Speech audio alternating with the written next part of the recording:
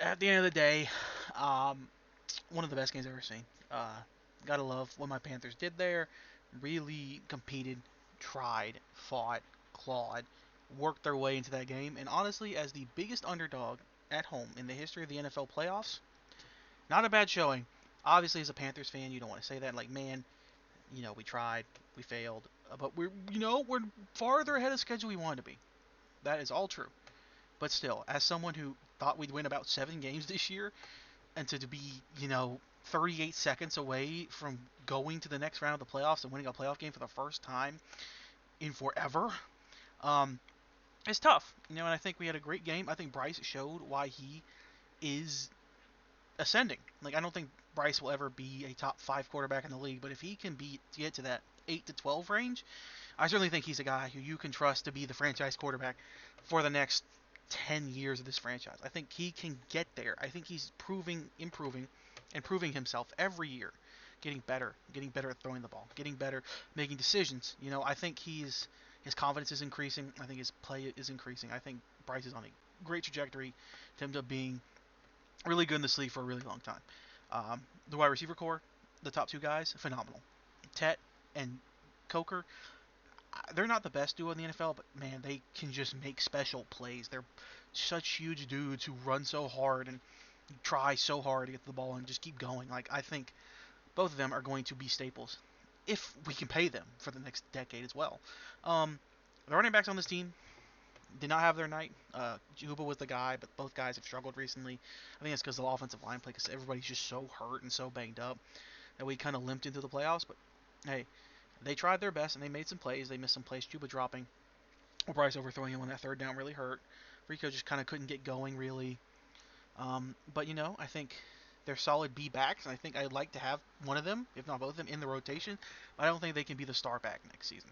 Um, Leggett, disappointing, sad as a South Carolina guy, tough, Sag. We just gotta move on from that. I think he can still be a good player, but I don't think he's going to be a star in this league at this point. He just doesn't seem to get it, which is sad because I really loved X at South Carolina and really want him to be successful at the next level.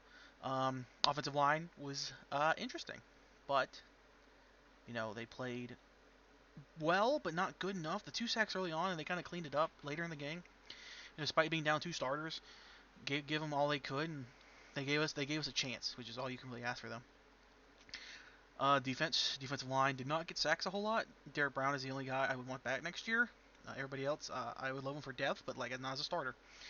Linebackers are the same thing. Roseboom probably has earned at least a contract for next year, but I would hope he's like the rotational linebacker or your third best linebacker. He can't be your best or most available.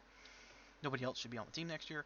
And the DBs played great. I mean, all of them either made plays or almost had plays that would have clutched the game. If Nick Scott catches that pick before Puka knocks it out of his hands, this is a different story. This is probably a different game. We probably win. But we got to keep making those plays on the margins. Mike Jack should be paid like a #1 corner because he's so good. And as long as JC becomes more consistent next season, I think the secondary will be all right. Like going into next year, I think the needs are definitely D line, linebacker, offensive line, then tight end and running back. I think those are the auxiliary needs because we did not get anything from the tight ends today, and all this whole year really, outside of some plays here and there every other game it felt like. But overall, as a fan who has been a fan for this team for 20 years now, since he was a little kid, I can't complain. Like I mean, it stings. Like you really want to win that game and to put yourself in position to go maybe win another game because the way the playoffs are this year, and especially after the Packers Bears game tonight, everyone is viable to get beat. Um, so it sucks, and I think you can't just go out and be like, "Oh, home, we won," or we won the moral battle. We won our moral victory. We competed. We showed everybody they were stupid for making us 10-point underdogs. I think we were gonna get blown out. People saying this is gonna be like a 20-point game. Wasn't gonna be close. We took a lot of people's favorites to win the whole thing to the brink. That's a moral victory, and us making the playoffs is a moral victory. But you just to get so close and to not win it, it just feels rough. And like I know people will go back and forth for the end of time of like, hey, it was tough. You know, you got to take your wins when you get them. But like when you have the game so close, when you are a minute and a half away from just sealing this up, if you're one play in the red zone away from sealing this up, if you just don't play soft defense at the end of the game, which is I think is a big reason Wiley lost because I think Evero had played a good game plan all day, keeping the team in the game when the offense was struggling in the first half. but just getting so soft and letting them just beat you over and over and over again when Stafford is clearly hampered underneath. Like, I would have just said, hey, Stafford, we don't think you can throw it 25 yards, 30 yards down the field. If you beat us, great. If you don't, you don't. I just, I didn't like that plan either. I'm always like, just keep playing the way you want to play. Just keep playing your game. And if you're good enough, you'll win. Like, I don't like getting conservative unless I'm up 2 scores with less than 2 minutes left and we just got to kneel the ball down or get a first down to win the game.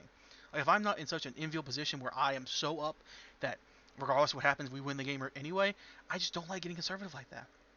And I didn't like a lot of Dan's play calls late in the game either. I didn't like he didn't take advantage over the middle on that final drive, any of the plays into the last one. And Bryce doesn't make the best throw in the world, but that's a catchable ball, and Horn drops it.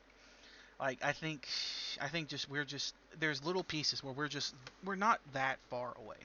This team is well coached in a lot of sectors and has got enough playmakers around in a lot of these positions that despite a lot of the talent deficiencies on defense and on offense, we can still compete in these games. I think that if we just improve the talent a little bit more on both sides of the ball, get a third slot receiver or a third receiver overall, a starting quality tight end, a starting like a playmaker at running back, two offensive linemen who can play at a high level, um, at least one, if not two defenders. I like a new DT and a new DN. I think Scorton and Brown are going to be good. And then a whole new linebacking core, which is a lot. But I think if we can hit at least two of these sectors of need right now, we are good enough to be back in the playoff next year. And probably win this playoff game. We're just a few pieces away from being really, really good. That's a lot of teams in the league, and you can't just assume that you're going to come back and be, a contender immediately, or that you're going to get all what you need, or the draft's going to go your way, or teams aren't going to improve more than you do, or you don't have players who you were expecting key contributions from to regress. It happens to every team every year. Guys either don't hit their potential, or they get worse, or they retire, or they just aren't what you expected. So I think the Panthers have to kind of realize what they have now and prepare to go forward with it.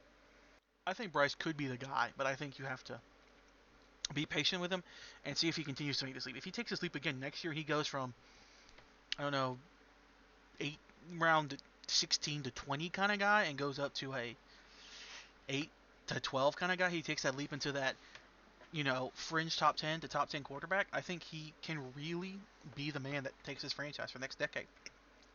So I don't think you need the top 5 guy to win it, because it happens all the time. We don't have a top 5 guy to win it. Jalen Hurts has won it, and I don't think most people consider him a top 10 quarterback, or even a top 5 quarterback. Maybe most would consider him top 10, but I think there's a contingent that doesn't consider him top 10. You know, Jared Goff took people to Super Bowls, and no one's saying he's top 10 when he took it. You know, you can go back and forth. Brock Purdy or Jimmy Garoppolo. Like, I think there's plenty of guys who are not top 10, but can get you there. And I think as long as your team plays well on that day, you can win it. It's just you got to be able to get you there. And I think if Bryce stays at this level, I don't think he's the guy going forward. But if he can take that next leap and become like again, like I said, top 8 to 12 guy, he's got it. And you got to give him that extension. But I think you play it slow for now. You play through this year. You let him play out. You let him continue to develop, and then you have something. So I don't want to jump the gun there. And with a lot of these guys, I think you've got some guys to bring back. I think Coker needs to come back. Tremaine, I would like to come back. Some of the players on defense and the offensive line, I think, should come back. I'm not sure if I want them in starting capabilities, but I think they'd be very good at depth or as rotational players in the offense and defense. Jansen is a requirement. We must bring J.J. Jansen back. He's going to play until he's 80 years old for as long as I care. As long as he continues to long snap at this level, that's all I need.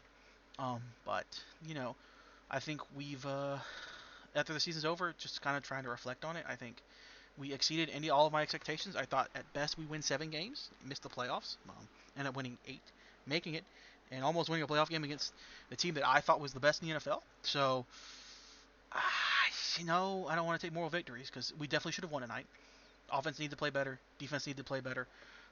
Special teams I can't really complain about. But there's just certain instances where we didn't make the plays we needed to, or we let plays be made on us that we didn't need to let happen. It's frustrating, but that's just football. That's going to happen. You're not going to win all the games. Everyone's going to make mistakes. It's just whether you can come back from them or not. And I think, despite everything, we gave it our best shot, and we were just 1 or 2 plays or calls going our way from winning it all. I think there's certainly missed penalties in every game, but you want to blame that because I think you can overcome that. But as a Panthers fan who's been a Panthers fan his whole life and will always be a Panthers fan, going from the late Delhomme years to Cam to that awful stretch from 2019 to 2022 of just God Taylor Heineke and Teddy Bridgewater, Kyle Love, God, Will Greer,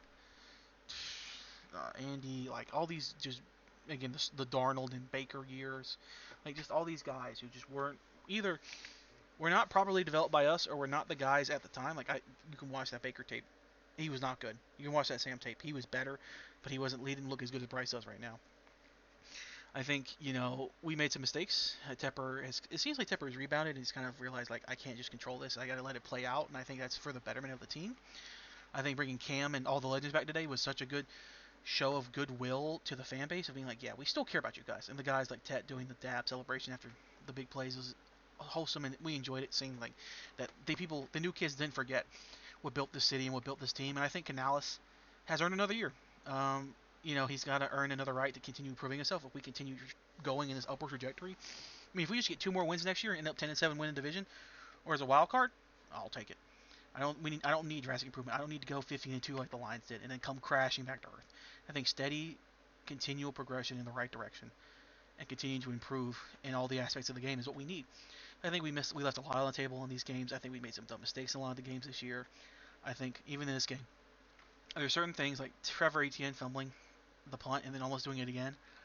Like it's just bad process, and it might have cost us the game in some areas, but we were able to rebound from that. It's just there's a lot of levels that we have improved upon, and a lot of levels we still have to improve upon. But it was a good, solid game from a good, solid team who is much better than people want to give us credit for. It's quite obvious that people didn't watch this team.